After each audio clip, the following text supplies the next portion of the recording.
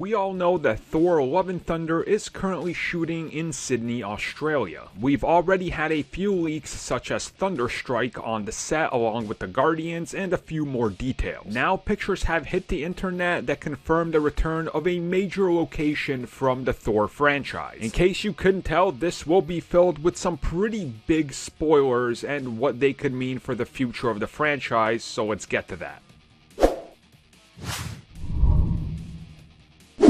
So these new photos are courtesy of the Daily Mail. Now we can't show them on here, but even if I was to, they're pretty low quality, but we get the sense of what they're building there, and it's definitely stuff that's been seen in previous Thor films, because they are rebuilding parts of Asgard. Now for those keeping up with the MCU, Asgard was destroyed. So how exactly are they rebuilding it, for what purpose, and why? And that's where all the speculation begins, because we really don't know.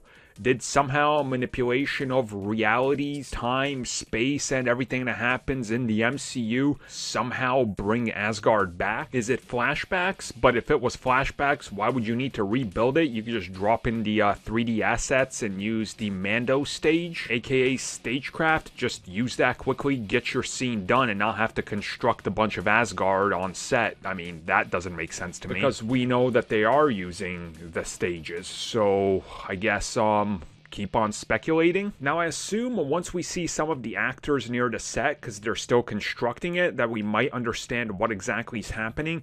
If they look like what they look like in the first set photo leaks and don't match up to flashbacks, then it's anybody's guess as to what the hell is really happening. I mean, maybe Loki might factor into this. We still have no idea exactly what they're planning to do with Loki and different multiverses, what the future of Thor even holds, or what the future of the multiverse really holds. I mean, it could really be anything. Now, maybe this could also be New Asgard. Like, maybe they are trying to rebuild it up there, you know, somewhere in space in the original location, trying to rebuild from the ground up, because maybe they've been rejected by humanity, or they just don't feel like this is their home, so they're trying to get out there. So it could really be anything, or it could be that they are trying to still rebuild New Asgard, but they're trying to build it exactly where they are on Earth, but try to copy some of the style that we previously saw in the other films. So they're sort of putting up, you know,